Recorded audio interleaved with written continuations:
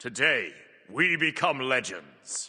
Smite has been around a long time. Hell, there's a chance the game is older than some of you watching right now, and over those many years of the game being out, it has not been without controversy. From offending religious groups to anti-consumer monetization scandals to unsavory Twitter posts by the game's main account, here's a look back at Smite's biggest controversies. Let's jump in. So going way back to 2013, we have our first controversy, which is a somewhat small one, but also pretty hilarious that they ever thought this would be a good idea. Back in 2013, a high-res executive made a post to Reddit outlining a karma system that they were going to bring to Smite, where you could thumbs up or thumbs down your teammates at the end of a match to add or remove from their karma score. That on its own doesn't seem too bad and isn't far off from the game's current goodwill system. But they planned to make it so that everyone in the lobby was sorted by their karma score, and even in casual modes, top karma would always get first pick. This system, as far as I'm aware, never made it into the game, and for good reason. This would just end up in the bottom player of the lobby feeling like an absolute asshole, even if their karma score is overall not that bad. Another controversy from the early days of Smite is up next, and it's one you probably heard of if you've been following the game for a while, that being Kali's original model being offensive to some Hindu groups. When you make a game with religious figures that are still worshipped to the modern day, there's always going to be hoops to jump through, but the original Kali model was called too pornographic by some Hindu religious groups, despite being more clothed than the most accurate historical depictions of her. In fairness, this wasn't really Hindus as a whole being offended, it was a specific group of hardliners that tried to stir up trouble, but it did lead to a Kali remodel, which is the one we still have in the game to this day. Next up is a monetization scandal that had damn near the entire player base in uproar back in Season 4 of Smite 1, that being Divine Uprising. Prior to this event releasing, there had been a resentment building in the community about how many skins were being exclusively put into chests with no way to directly buy them. In the early days of Smite 1, all skins could just be bought directly, and over the last couple of years leading up to this event, more and more skins were releasing in chests with no way to buy them directly. So what did Hi-Rez think was a good idea to quell that rising discontent in the community? An entire Odyssey style event where literally every skin in the event had to be rolled from a chest with filler items. Yeah, this was the last straw that broke the camel's back for the community, and there was a major uproar over this event to the point where Hi-Rez actually had to back down and change the way it was done. Normally Hi-Rez just bury their head in the sand and let things like this pass, but I can't overstate how many people in the community were mad about this. Not only was everything in chests, but there was also a FOMO discount where rolling the chest into patch at release was cheaper and would get more expensive once more items were added to the chest in the next update. Everything about this event just stank of corporate greed. Due to the outcry, Hi-Rez did make some changes to the event, like reducing prices by around 25% on chest rolls, giving a choice of 3 items from the chest instead of a completely random one, which was pretty big because not every item in those chests was a skin. There were filler items, like I said, such as recall skins, jump stamps, death marks, etc. And most people didn't care for those, so having a pick from 3 system allowed you to avoid them and get the skins you were looking for. It was still poorly received even after these updates though, and went down as the most controversial event in Smite history. Next up, we have a content creator related controversy. In 2017, 2 of Smite's most prominent community creators, Mythymoo and Punkdog, began working directly with Hi-Rez on creating patch notes overview style videos on the Smite game YouTube channel. Everything went fairly smoothly for a while, until about a year in when Mythymoo decided to quit for personal reasons, leaving just Punkdog in charge of creating and managing the videos. Things went okay for a while, but Hi-Rez began delaying payments to Punkdog more and more until the point he'd be waiting over a month to get paid for a video, which, as I'm sure any of you living comfortably but not decadently will know, having your entire paycheck delayed by over a month can cause major issues. But it got worse. Punkdog would always submit the draft for a video to the Hi-Rez team, after which they would come back with some notes or things to change before release. Punkdog would make the necessary adjustments and send back a final product that was ready to release. This is always how it works when content creators work with brands or companies. However, for the Pele patch, Punkdog submitted his first draft expecting a reply with changes to make as usual, but he didn't get one. The video simply went live unaltered, and shortly after, Hi-Rez emailed him saying the show had been cancelled because people didn't like the humor in the video, which for starters is almost certainly bullshit. Sure, some people probably didn't like the humor, but there's a reason Punkdog was one of Smite's biggest content creators, and a large part of that reason was his humor. People liked it. But even if people did hate the humor in that episode, it's the job of the people who approved the episode for release to decide if it's okay or not. That's not Punkdog's job. He tried to contest the decision to cancel the show but got nowhere. After a while of almost certainly seeing "Where's Punkdog" from hundreds of people in the comments of future patch notes videos, Hi-Rez came crawling back asking Punkduck to return to the show. However, around this time frame, Hi-Rez had randomly started extracting almost $1,000 from Punkduck's PayPal every single month with no explanation or reason why. So the new deal fell through and Punkduck cut ties with Hi-Rez altogether. Truly a monumental example of Hi-Rez mismanaging things to the extreme. Sticking with content creators for a second though, let's talk about the man you probably thought I was going to talk about when I first mentioned Hi-Rez and content creators. Yeah, it's BM Brandon time. So for those that might have joined the Smite fandom only recently, DM Brandon was one of the game's most prominent creators for the early days. He was frequently one of the biggest streamers in the category and had one of the largest YouTube followings as well, where he'd post gameplays and analysis of the Pro League. However, he was, let's just say, a little bit toxic.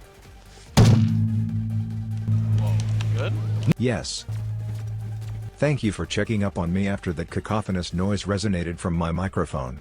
No need to fear, my good man, however I was simply dispatching a mosquito that landed on my desk. Now back to the game, we are winning 31-10. But what has this got to do with Hi-Rez? They don't have direct control over their content creators, otherwise I probably wouldn't be making this video. Well, Hi-Rez often worked closely with DM Brandon in the early days of Smite, mostly as an esports caster, where to his credit, he did a good job of casting SBL matches and holding back the more abrasive parts of his personality while he did so. Though there were still people in the community saying that Hi-Rez should cut ties with the man, he was reasonably accepted at this time. However, the controversies kept flowing, most notably when DM told a fan that they were being selfish by telling him that his videos helped them through a dark time. Lyle is fucking me up. There are a lot of streamers out there that would appreciate that message.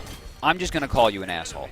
Even with that, Hi-Rez still continued working with him occasionally, though not as a full-time caster. It took DM Brandon being accused of SA for the company to finally cut ties with him and actually go a step further, banning him from creating content for the game. After this, DM went dark and we haven't heard from him since, aside from a fateful appearance harassing a man at a grocery store. We still don't know if the allegations made against him are true, but given the swift and severe response from Hi-Rez and the fact that DM went completely dark and never tried to deny them, I personally lean on the side of them being true. Okay, that's a lot of very serious subject matter. Let's move on to a more funny controversy, and what better to lighten the mood than some good old sexy time with Freya x Cerberus. If you were around at the time, you almost certainly remember this one, and even if you weren't around at the time, you probably have seen and not really understood some nebulous references in the community making comments about Freya and Cerberus. Well, back in June 2018, the official Smite game Twitter account put out a tweet saying that, quote, "We have caught Cerberus smiting Freya's type p***." This was so out of left field, and to this day, no one even knows who made this tweet or why. There are theories such as a drunk employee with access to the Twitter account, or a former employee who left on bad terms but still had access, but the truth is we don't know. All we know is that this is probably the most legendary Smite tweet of all time, and if Hi-Rez randomly decided to release a Bride Freya and Groom Cerberus skin pair, it would be the funniest thing to ever happen on planet Earth. But moving on to our next controversy. And finally, we have the most recent controversy Hi-Rez has been involved in, and one that got quite a lot of attention from the wider gaming sphere, that being the decision to not port all skins from Smite 1 over to Smite 2 for free. This is also, in my opinion, one of the dumbest controversies on the list, as it's pretty obvious why they couldn't do this. With over 1,600 skins that would have had to be recreated in a new engine, it would have taken years just to add the skins, never mind developing the actual game on top of that. We've already seen the rough state that Smite 2 launched in, and while the progress made over the last year has been incredible, imagine if they were spending all their time just porting skins for free instead of developing the actual game. This did cause a stir in the community that reached further than just Smite fans though, so I felt like it was worth including as a controversy. There are still people to this day that refuse to play Smite 2 because their skins didn't transfer over. They're either incredibly misinformed or actively lying, in my opinion, but they do exist. But that's some of Smite's biggest controversies from the over a decade that the game has existed. I didn't include every single controversy the game has had in this video, and there were a few others like the competitive ruling with Sanguine Esports, botched reworks to gods, the move to local SPL, and others that were controversial but not some of the biggest controversies the game has ever seen. If there's any massive ones that you think I missed though, definitely let us all know in the comments down below, and I'll catch you guys for another one later on. Have a great day, and peace out, you nerds.